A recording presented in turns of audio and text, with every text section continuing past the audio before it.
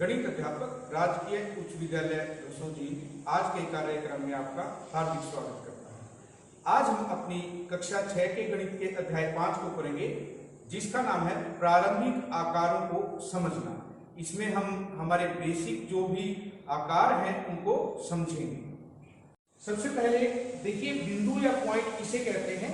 इसे हमने सीखा था, जब भी हम एक डॉट बनाते हैं तो वो हमारा पॉइंट है।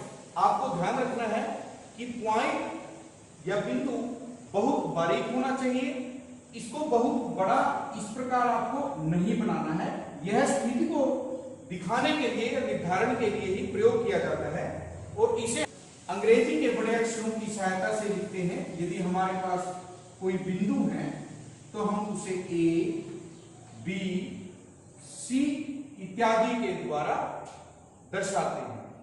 अब हम रेखाखंड के बारे में सीखते हैं। आपने इसे पढ़ा था, इसे हम इंग्लिश में लाइन सेगमेंट कहते हैं।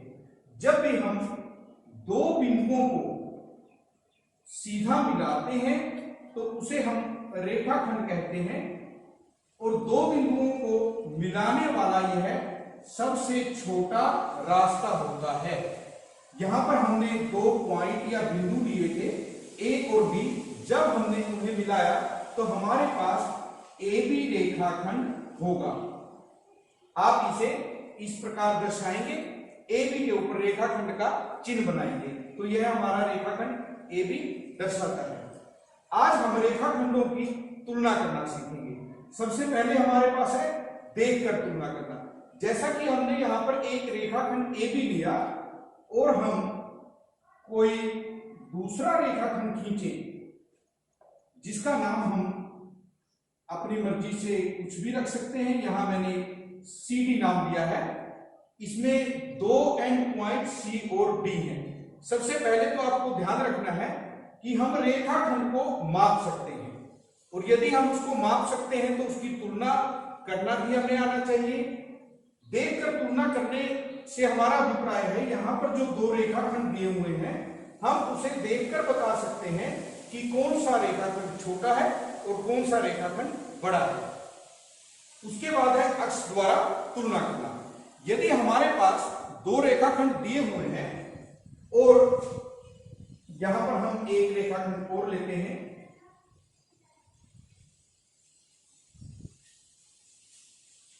M N.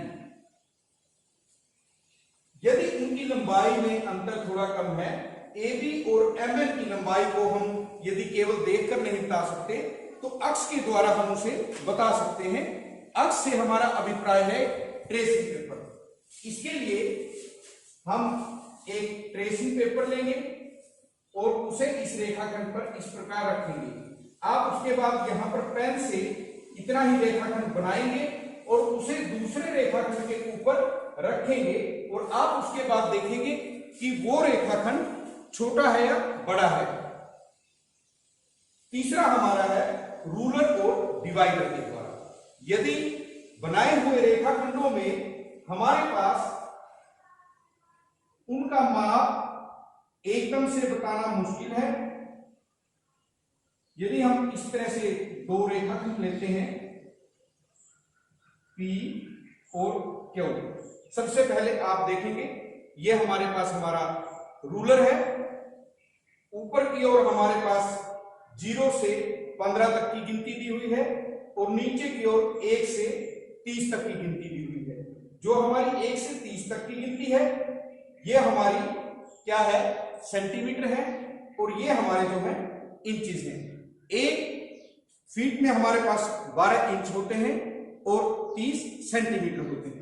हम इसके द्वारा माप कर देखिए, हम यहां से शुरू करें, आप देख सकते हैं 0 से 9 तक हमारी है, ये 9 इंच है और यदि हम इसे देखें तो यह 10 से थोड़ा कम है।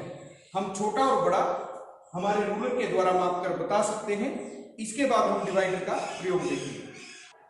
रूलर का प्रयोग करते समय आपको एक बात का ध्यान रखना है कि जो हमारी देखने की स्थिति है वो बिल्कुल सही होनी चाहिए। यदि जब हम रेखाखंड पे रखते हैं इसको, अगर हम थोड़ा दूर से देखेंगे या तिरछा देखेंगे तो हमें उसके माप में दिक्कत आएगी।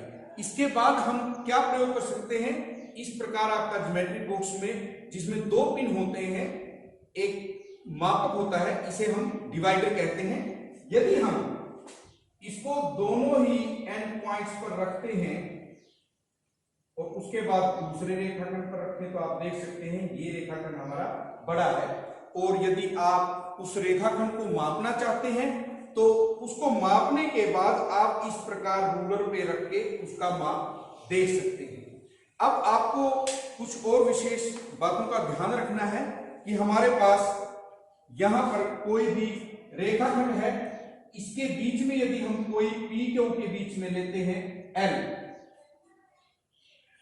पी एल और एल क्यू की दूरी का यदि हमें अंतर ज्ञात करना है तो सबसे पहले हम पी एल को रूलर से या डिवाइडर से माप लेंगे, उसके बाद एल क्यू को माप लेंगे और उनका अंतर ज्ञात कर सकते हैं। दूसरी बात, एल का हमें ध्यान रखना है वो पी और क्यू के बीच में स्थित है। पी एल की दूरी जमा एल क्यू की दूरी को यदि आप जोड़ेंगे वो पी क्यू की दूरी के बराबर होगा। इसे आप करके देख सकते हैं।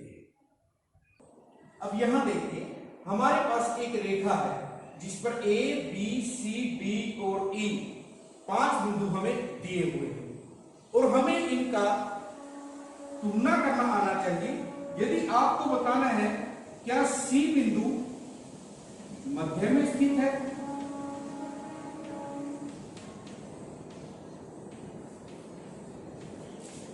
सबसे पहले हमें देखना किन बिंदुओं के मध्य में स्थित है।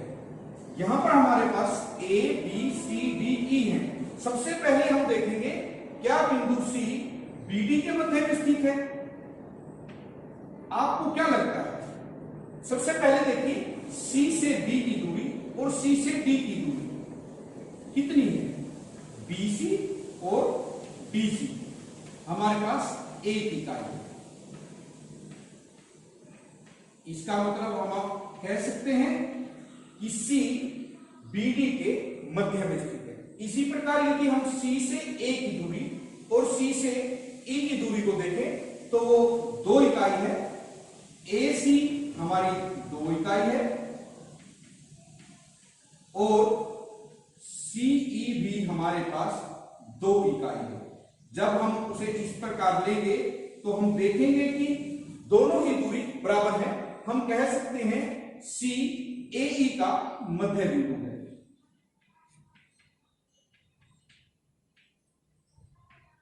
मध्य का मतलब है बीच में। तो इस प्रकार हमने देखा कि सी किन किन बिंदुओं के मध्य में है। अब हम दिशाओं की सहायता से कोणों का ज्ञान लेंगे। आपने भारत के नक्शे को अवश्य देखा होगा। हम कहते हैं कि यहाँ पर हमारे पास हिमाचल प्रदेश है, जम्मू कश्मीर है, वो भारत के उत्तर में स्थित है। यहाँ पर आप देखिए कि हमारे जो मेघालय है, उसके बाद असम है, ये भारत के पूर्व में है। श्रीलंका भारत के दक्षिण में स्थित है और राजस्थान हमारा पश्चिम में स्थित है। यानी कि हमारे पास 4 दिशाएं उत्तर, दक्षिण, पूर्व और पश्चिम है। अब हम इसकी सहायता से देखेंगे कि हम किस दिशा में घूमने पर कितने डिग्री का कोण बनाएंगे। अभी हमने देखा कि ये जो हमारी दिशा है उत्तर दिशा है, यहाँ दक्षिण दिशा है, ये पूर्व दिशा है और ये पश्चिम दिशा है। उत्तर दिशा के बिल्कुल विपरीत हमारी दक्षिण दिशा है, पूर्व दिशा के विपरीत दिशा हमारी जो है पश्चिम दिशा है। इसे हम नॉर्थ से दिखाते हैं। ये हमारा ईस्ट होता है जिसे हम ईस्ट से ई से दर्शाते हैं। दक्षिण को हम साउथ से और पश्चिम को हम वेस्ट से दर्शाते हैं। अब दिशाओं के ज्ञान के लिए सबसे पहले आपको बाएं और दाएं का ज्ञान होना जरूरी है। यदि मैं इस तरफ मुंह करता हूं और हम दाईं तरफ की बात करें, ये हमारा दाएं हाथ है, ये हमारी दाईं दिशा है और ये हमारी बाईं दिशा है। यदि हम उत्तर की ओर देख रहे हैं और हम दाईं तरफ मुंह जाएं और पूर्व की ओर मुंह करें तो क्या आप बता सकते हैं हम कितने डिग्री के कोण पर घूमे हैं? आप उत्तर से पूर्व की ओर देख रहे हैं तो ये हमारा जो होगा कोण 90 डिग्री का होगा, जिसे हम समकोण कहते हैं। कहने का अभिप्राय है, यदि हम उत्तर की ओर देख रहे थे और उसके बाद दाईं तरफ घूमने पर हमारा मुंह पूर्व की ओर हो जाता है, इसे हम एक समकोण कहेंगे। यदि हम पूर्व की तरफ देख रहे हैं और एक समकोण घूम जाए तो हम इस प्रकार दक्षिण की ओर देख रहे होंगे, जिसे हम इस तरह से दर्शा सकते हैं। यानी हम एक समकोण और घूम रहे हैं।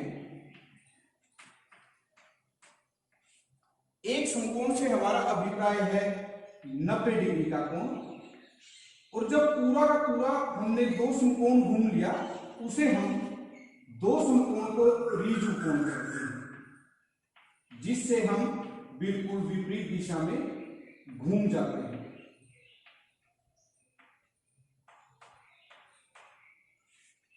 अब हम देखते हैं कि यदि हम दक्षिण की ओर मुंह कर रहे हैं, उसके बाद एक समकोण और घूम गए दाईं ओर, उसके बाद जो हमारा मुख होगा वो पश्चिम में होगा, एक बार और घूमने पर हम उत्तर में होंगे। यानी कि हमने यहां से पूरा का पूरा जो है एक चक्कर लगा लिया है।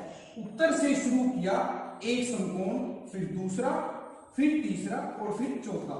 4 समकोण घूमने पर हम वापस उसी दिशा में आ जाते हैं, और हम इस 4 समकोण घूमने पर जो एक चक्कर लगाते हैं, इसे हम एक घूर्णन कहते हैं। आपको याद रखना है कि एक घूर्णन 4 समकोण के बराबर है।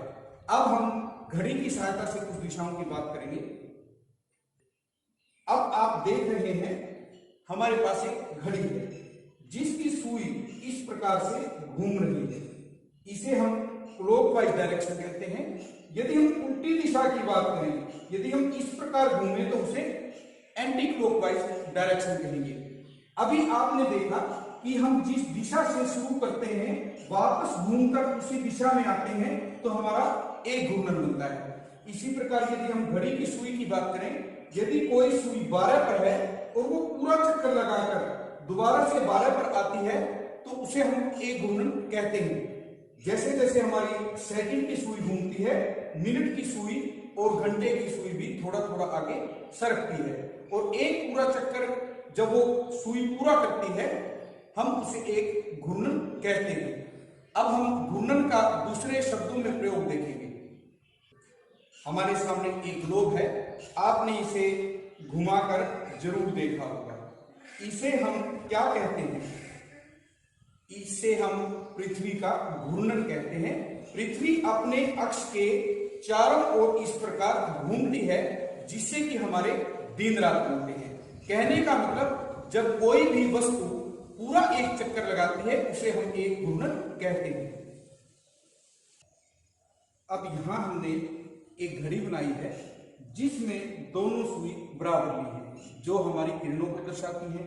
जैसे जैसे हम एक सुई को एक स्थान पर फिक्स करते हैं, उसके बाद दूसरी सुई जैसे जैसे घूमेगी, आप देखते हैं कि इनके बीच का कोण जो है बड़ा होता जा रहा है। और यदि हम इस एक सुई के बीच में कोण को लेंगे, तो इस प्रकार से उनके बीच में कोण घूमता जाएगा। अब हम इसकी सहायता से कुछ क्वेश्चनों को करेंगे। आपको दिया हुआ है, घड़ी की घंटे वाली सुई एक घूर्णन के कितने दिन घूम जाती है जब वह 3 से 9 पर पहुंचती है। सबसे पहले आप देखिए, हमारे पास जो सुई है वो 3 पर है, और वो इस प्रकार घूमकर आपके पास 9 पर आ गई। यहां पर आप देखिए, यहां तक हमारा जो है एक समकोण था, उसके बाद 3 स्थान और आगे जाने पर हमारे पास 2 समकोण बनते हैं, और दोनों किरणें एक दूसरे के बिल्कुल विपरीत दिशा में हैं। तो अब आप देखिए, हमने यहाँ एक घड़ी बनाई है जिसमें 2 सुई ली है। यदि हम एक सुई को फिक्स करें और दूसरी सुई को इस प्रकार हम घुमाएं, तो आप देखेंगे कि इनका कोण अधिक होता जाता है। ये हमारे पास एक समकोण बनता है। और यदि हमारी सुई 6 पर आ जाती है, तो हमारे पास 2 समकोण बनते हैं, जिसे हम ऋजु कोण कहते हैं। अब हम इसकी सहायता से कुछ प्रश्नों के हल देखेंगे।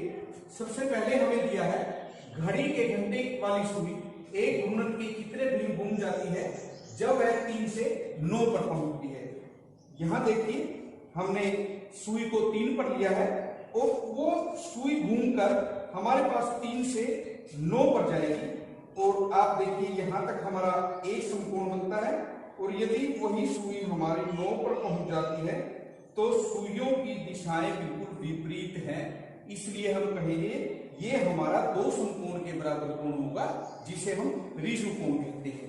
और हमें क्या करना है, हमें भिन्न बताना है। यहां पर हमारे पास 4 समकोण थे जिसमें से हमने यहां से यहां तक पहुंचने में 2 समकोण को कवर किया है, तो हम कहेंगे 2 भाग में 4, 2 एकम 2, 2 दूनी 4, यानी कि हमारा जो कोण है 1/2 भिन्न के बराबर होगा। 4 से 7 पर जब सुई पहुंचती है हमारे पास एक सुई 4 पर है और वही सुई घूमकर इस प्रकार 7 पर पहुंचती है। अब देखिए यहां हम 4 से 1, 2, 3 स्थान आगे चले हैं और 3 स्थान आगे चलने पर हमारे पास एक समकोण बनता है और कुल समकोणों की संख्या हमारे पास 4 है, तो यह भिन्न जो होगी हमारी 1/4 भिन्न होगी। 7 से 10 तक सुई पहुंचती है, हमारे पास इस प्रकार से सुई 7 पर है और वो घूमकर हमारी 10 पर पहुंच जाती है। यहां से हम देखें 1, 2, 3 स्थान और जो ये कोण होगा हमारा एक समकोण के बराबर होगा, इसे भी हम 1/4 भिन्न कहेंगे। 12 से 9 पर हमारी सुई पहुंचती है। सबसे पहले हम देखेंगे कि हमारी जो सुई थी वो 12 पर है और वो घूमकर इस प्रकार यहां पर एक सुई 12 पर आप मान लीजिए और घूमकर दूसरी सुई 9 पर, यही सुई हमारी घूमकर यहां पर चली जाती है। 4 में से ये सुई 3 समकोणों को कवर कर रही है, आप कहेंगे यह भिन्न हमारी है 3/4 भिन्न। उसके बाद हमारे पास है 1 से 10 पर हमारी सुई पहुंचती है, तो आप उसको इस तरह से ले सकते हैं। हमारी जो सुई है 1 से शुरू हुई और यहां पर इस प्रकार घूमने के बाद वो 10 पर पहुंच जाती है। यदि हम इसके अंकों के स्थान गिने, यहां से 1, 2, 3, 4, 5, 6, 7, 8, 9 अंक सुई आगे चली गई है। कुल हमारे पास 12 अंक थे। आप कह सकते हैं 3 समकोण हमारी सुई ने कवर किए हैं 4 समकोणों में से, तो हमारी जो भिन्न होगी वो 3/4 है। अब हम घूर्णन की बात करेंगे। जैसा कि हमने देखा, यदि कोई सुई 12 से शुरू करती है और घूमकर दोबारा हमारी 12 पर आ जाती है तो इसे हम एक घूर्णन कहते हैं। आपको याद रखना है ये हमारी घड़ी की दिशा है और ये हमारी घड़ी की विपरीत दिशा है। यदि घड़ी की दिशा में सुई जाती है उसे हम क्लॉकवाइज डायरेक्शन कहते हैं और उल्टी दिशा को हम एंटी क्लॉकवाइज डायरेक्शन कहते हैं। सबसे पहले हम देखते हैं यदि घड़ी की सुई 12 से शुरू करे और घड़ी की दिशा में 1/2 घूर्णन करे तो हमारे पास कितना स्थान होगा। हमारी सुई 12 से चलेगी और 1/2 घूर्णन करेगी, आधे भाग को कवर करेगी, तो सुई हमारी 6 पर जाकर रुक जाएगी। इसी प्रकार हमें बताना है यदि हमारी घड़ी की सुई 2 से शुरू करे और 1/2 घूर्णन करे। सबसे पहले हम देखते हैं हमारी सुई यहां से शुरू करेगी 1/2 घूर्णन। जब हम 6 स्थान चलते हैं तो हमारा 1/2 घूर्णन होता है। यहां से हम शुरू करते हैं और 1, 2, 3, 4, 5, 6 स्थान में हम इस प्रकार 8 पर आ जाएंगे और हमारी आधे घूर्णन पर दोनों सुइयां विपरीत दिशा में होंगी। उसके बाद हमें बताना है यदि हम 5 से शुरू करते हैं और 1/4 घूर्णन घूम जाते हैं तो सुई कहां पर रुकेगी। सबसे पहले हम देखते हैं सुई हमारी कहां पर है, वो 5 पर है। 1/4 घूर्णन हमें करना है 4 में से एक समकोण और आपको याद रखना है एक समकोण हमारा 3 स्थान तक आगे जाता है, तो हम 5 से शुरू करेंगे और सुई को इस तरह से 3 स्थान आगे लेकर जाएंगे तो यह 8 पर जाकर रुक जाएगा। अभी हमने दिशाओं के बारे में पढ़ा था, अब हम कुछ क्वेश्चनों को देखेंगे। यदि आप पूर्व की ओर देख रहे हैं तो आपका मुंह इस तरह होगा और यदि आप आधा घूर्णन करते हैं तो आप कौन सी दिशा की ओर देख रहे होंगे? पश्चिम की ओर। अब देखिए, यदि हम उत्तर की ओर मुंह किए खड़े हैं और हमें एक और आधा घूर्णन करना है तो हमारा मुंह किस दिशा में होगा? सबसे पहले हम देख चुके हैं, एक घूर्णन करने पर हम दोबारा से उत्तर दिशा में देख रहे होंगे। अब आधे घूर्णन की हम बात करते हैं, उत्तर दिशा में हम पहुंच चुके हैं, उसके बाद हमें आधा घूर्णन करना है तो हम यहां पहुंचेंगे और दक्षिण दिशा की ओर हमारा मुंह होगा। इसी प्रकार यदि हम कुछ क्वेश्चनों की ओर बात करें जिसमें हम कोणों की बात करते हैं, यदि हम दक्षिण की ओर देख रहे हो और घड़ी की दिशा में पश्चिम की ओर घूम जाए तो कितने समकोण होंगे? हम दक्षिण की ओर देख रहे हैं, घड़ी की दिशा में यानी इस दिशा में हम पश्चिम की ओर, यहां तक का समकोण हमने कवर किया है। आप देख सकते हैं यहां से यहां तक हमारा एक समकोण बनता है और हमें बताना था हम कितना समकोण घूम जाएंगे। यदि हम उत्तर की ओर देख रहे हो और घड़ी की विपरीत दिशा में पूर्व की ओर घूम जाए, हम उत्तर की ओर देख रहे हैं, घड़ी की विपरीत दिशा में देखिए हमें इस तरह से घूमना है और यहां पूर्व तक जाना है। आप यहां से शुरू किए, एक समकोण, दो समकोण और यहां तक हमारे जो है 3 समकोण बनते हैं। इस प्रकार आपको इन्हें याद रखना है कि यदि हम उत्तर से शुरू करते हैं, यहां तक हमारा एक समकोण है, यहां तक यदि हम घूमते हैं 2 समकोण यानी एक ऋजुकोण, उसके बाद यहां तक हमारे 3 समकोण होते हैं और पूरा चक्कर लगाने पर हमारे 4 समकोण होते हैं जिसे हम एक घूर्णन कहते हैं। अब हम घड़ी के कुछ क्वेश्चन और करेंगे। यदि हम 6 से शुरू करें और एक समकोण घूम जाए, यहां हमारे पास दोनों ही सुई 6 पे है, एक समकोण हमें घूमना है तो ये जो सुई होगी हमारी 6 से इस प्रकार 9 पर आ जाएगी, ये हमारा एक समकोण होगा। और इसी प्रकार यदि हम कहें कि 8 से 2 समकोण घूमने पर हम कहां पर होंगे? इसको दोबारा करें। आइए अब हम घड़ी के कुछ और क्वेश्चन करते हैं। यदि हम 6 से शुरू करें और एक समकोण घूमे तो हमारी सुई कहां होगी? एक समकोण आपको पता है, हम 6 से 3 स्थान आगे जाएंगे। ये हमारी जो घड़ी की सुई है 6 से 9 पर जाकर रुकेगी। उसके बाद आपको एक बात का ध्यान रखना है, यदि हमारे पास दोनों ही सुइयां इस प्रकार 12 पर है तो हमने अभी तक देखा 3 स्थान यदि हमारी सुई आगे जाती है 90 डिग्री का कोण होता है, 6 स्थान जाने पर ऋजु कोण 2 समकोणों के बराबर होता है। यहां तक हमारे 3 समकोण बनते हैं और पूरा चक्कर लगाने पर हमारा एक घूर्णन यानी 4 समकोण। क्या आपने कभी सोचा है कि यदि 12 से 1 पर हमारी सुई जाकर रुकती है तो हमारा कोण कितना होगा? देखिए, जो हमें दिया हुआ है उससे कुछ अधिक हम सोचेंगे तभी आपकी क्रिटिकल और क्रिएटिव थिंकिंग का विकास होगा। आप देखिए, 3 स्थान आगे जाने पर हमारे पास एक समकोण बना था जो कि 90 डिग्री है। यदि हम केवल एक स्थान आगे जाते हैं तो आप 90 को 3 से भाग कर सकते हैं, ये हमारा तीसरा हिस्सा है जो कि 30 डिग्री होगा। 2 स्थान जाने पर 60 डिग्री, 3 स्थान जाने पर 90 डिग्री, 4 स्थान हमारी सुई घूमती है तो 120 डिग्री होगा, 5 स्थान जाने पर 150 डिग्री और 6 स्थान यदि आगे चली जाती है, सुइयों की दिशा बिल्कुल विपरीत है, वो हमारा 2 समकोण के बराबर यानी कि एक ऋजु कोण होगा। अब आप अपने होमवर्क का इंतजार कर रहे होंगे कि आपको क्या होमवर्क करना है, तो आपके सामने आपका होमवर्क है।